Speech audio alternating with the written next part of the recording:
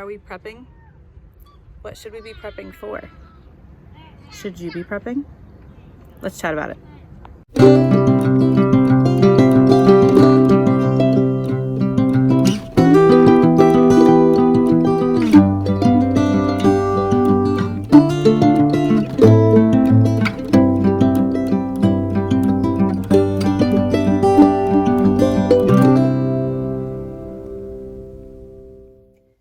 Okay, I moved this video into the car because it is super windy outside today, but it's too beautiful to not be outside-ish. So I didn't want to do it inside of the dark, stuffy RV, so we're out in the car. I'm still enjoying the sunshine, but you're not hearing the huge gusts of wind. You might still hear them in the car, but anyway. To answer the question, are we prepping? Yes. In a wise way, not in a fearful way. If you haven't seen my other video, I did a video where I touched on fear versus faith, and I will try to link that up here if I can figure out how to do that. So yes, we are trying to be wise and prepare in a biblically wise way, but not in a fear, panic sort of way. So what is the difference between preparing in a wise way versus preparing out of fear? So we have some canned goods, some dried stuff, some extra deodorant and toothpaste. My husband, he's always the one to order stuff online like that. And so he always just orders several at a time anyway. That's just kind of normal for us. So he's done that, and we've put some of those things aside. We've tried to have enough that, it could last us a little bit if things get really tough. But we're not hoarding tons of stuff. We're not going full bunker gear situation. And I know some people are, and a lot of the pages that you see that talk about prepping, there's a lot of fear. It's a lot of fear-based, prepare for every possible situation. And, when the world blows up, that you're in your bunker and you have all this stuff ready. That is fear-based. Okay. That is fear-based. The reality is that there is stuff coming. There is, and we know this because, one, history, there's certain cycles economically that happen that kind of history just teaches us about. But then there's also what the Bible tells us is coming. And so we can see those things getting ready, building up, and getting ready to occur. And so let me just tell you, the stuff that is coming, you are not going to be able to prep your way out of it. You are not going to be able to prep your way out of it if your version of prepping is just to stock enough protective materials, if you know what I'm getting at, to stock enough cans, to stock enough food, to build a big enough bunker, whatever the case may be. If that is your solution, you're not going to be able to do it. I'm so sorry. I'm sorry to tell you. If you are completely relying on yourself and goods that you can get your hands on, you're not going to be able to prep your way out of what's coming. So I say that as there's actually good news. Just wait for it. It's coming. So what is the difference, again, between wise prepping and fear-based prepping? I started to kind of think about that question in my mind, and I thought back to my childhood. I grew up in Florida, and so we have hurricane season, and every year we know that that is the meteorologist's time to shine. Like, the weather people, that is their time. They're like, watch out, everybody's gonna be watching us because we're sitting here freaking out about the hurricane that's coming, and we're tracking every single one of them. And they're sitting here telling you all the stuff that's coming. And as a kid who grew up in Florida, and lived right on the Gulf Coast, I knew hurricanes were a possibility. But we were told this every year from about June through November. And we would watch all the different hurricanes that would start way out in the ocean, and they, track their little squiggle lines, their spaghetti maps and all that.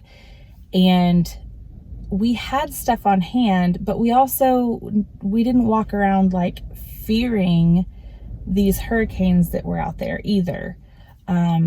We knew that in theory there was a possibility that we could get hit with one, and being hit with one is very scary. I don't want to minimize those who have experienced that. It's very scary and traumatic, and people die, and lots of stuff is lost and destroyed.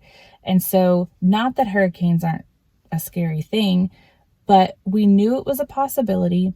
And so, just as a way of life, we had those things on hand. We had,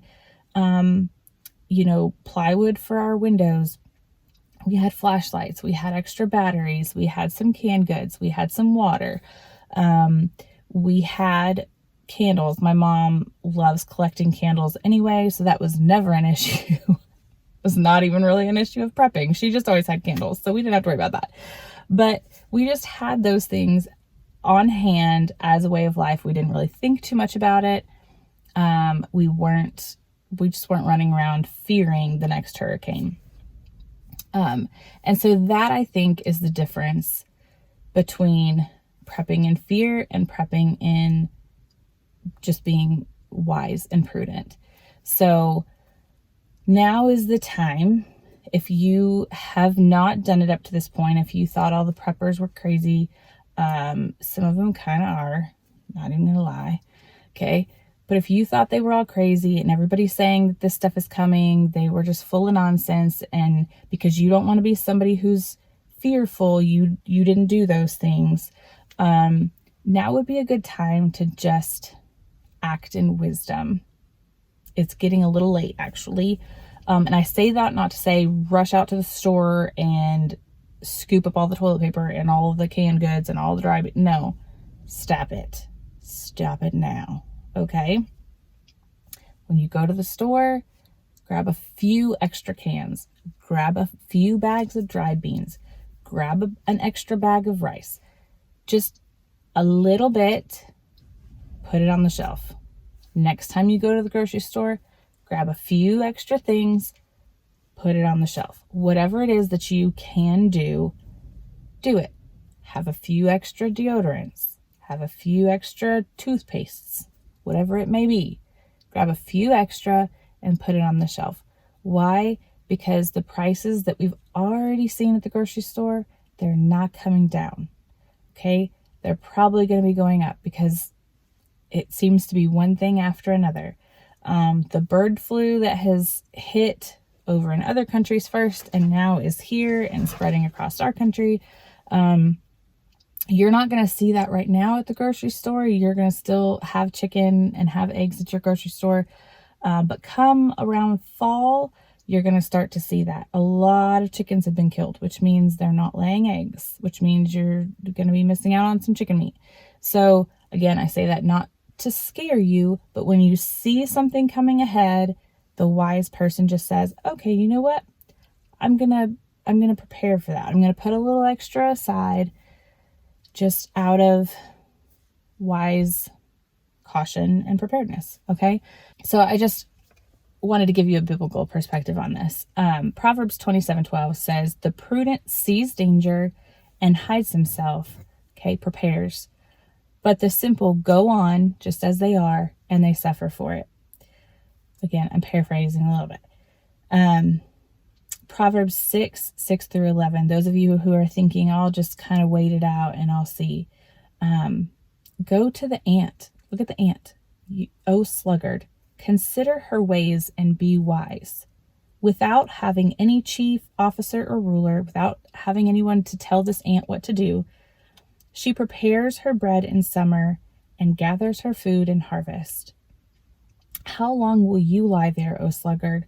How long until you arise from your sleep?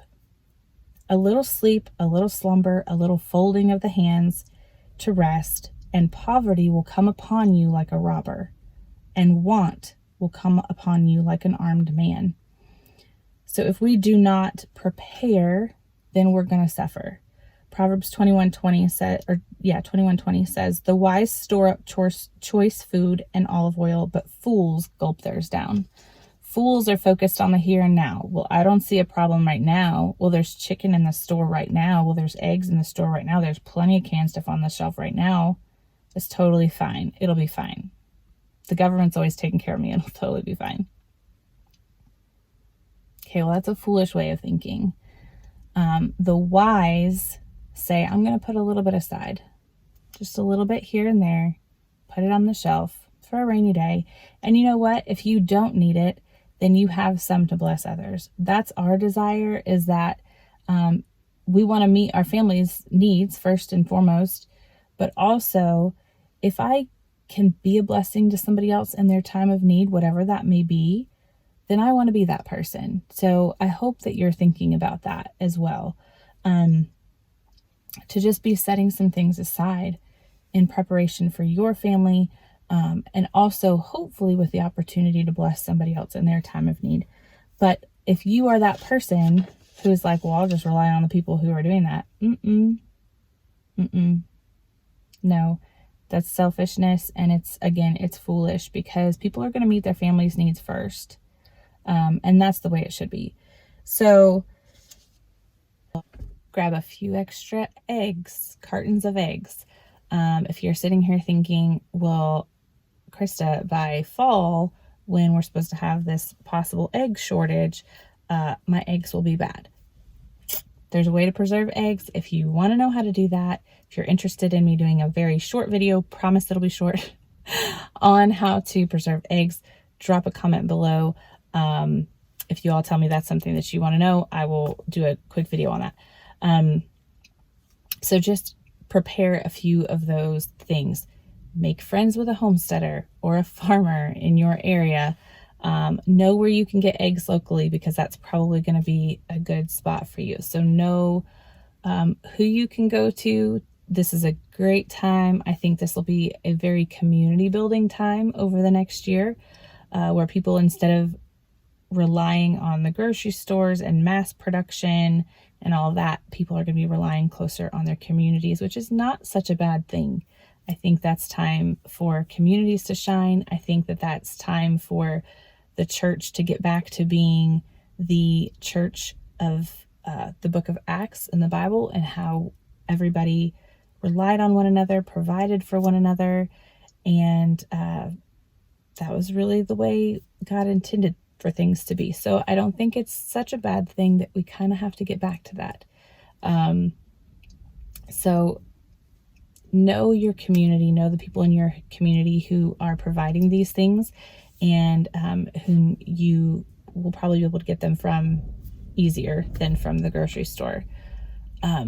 So just prep wisely by just setting some of these things aside. Maybe learn a new skill, learn how to can, grow a small garden. It's not too late to go ahead and get some of those plants. Now would be the time. Prepare to put some plants in the ground, even if it's just, a couple tomato plants, a couple cucumber plants, or pepper plants, or whatever it may be.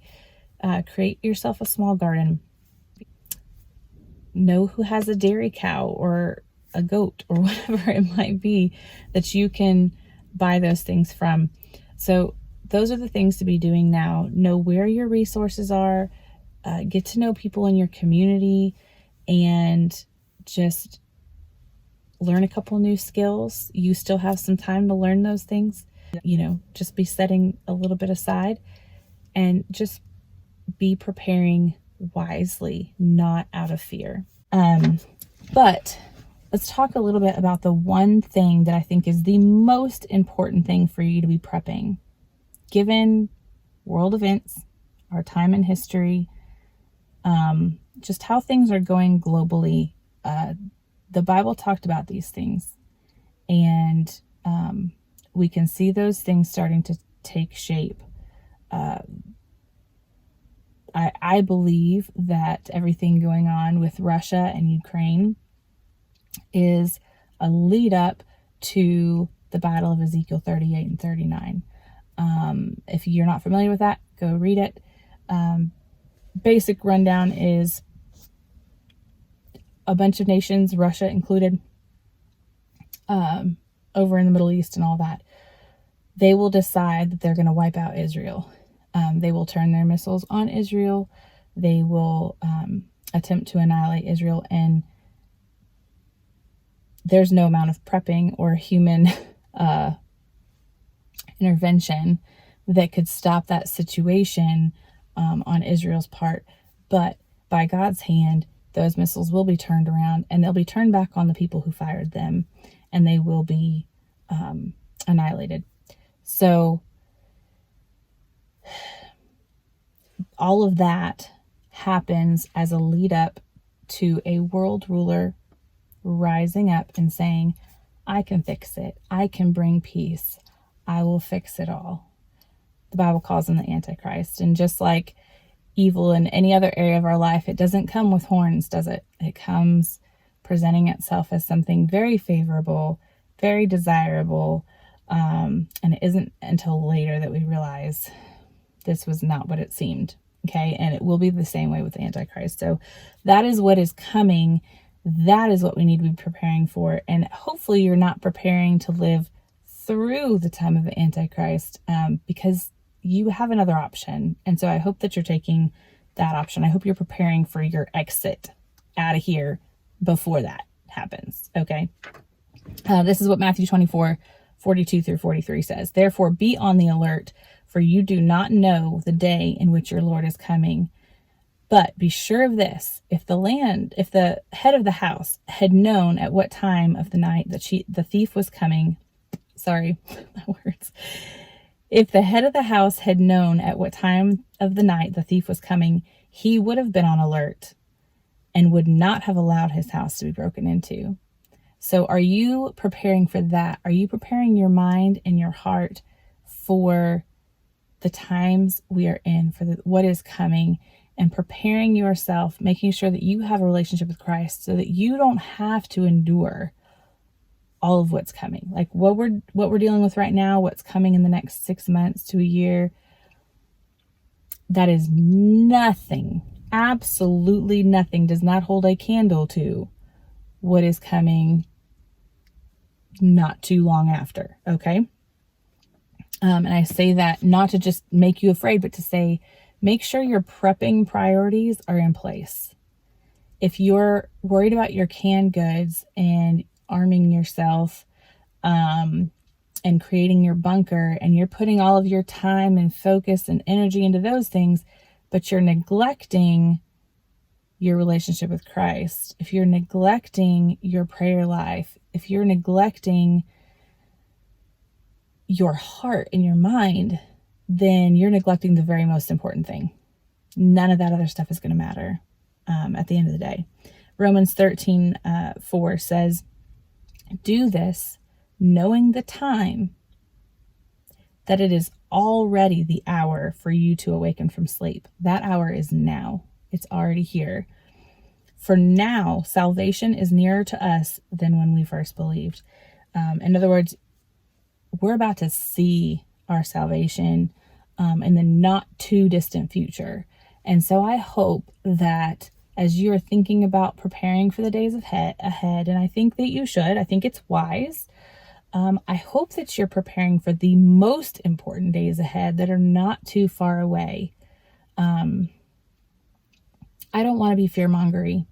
I really don't. I think there's a lot of that online, and I think there's a lot of it today because it gets clicks, it gets views, and all of that.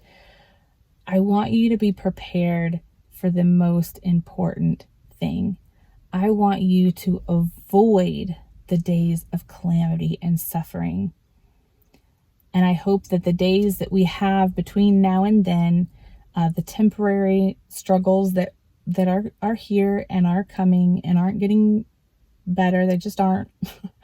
I hope that you're preparing for those things, but you're doing so in a prudent way, in a responsible way, and that you are prepared also to be selfless and to be giving and to be a blessing to somebody else. I hope that you're doing that. So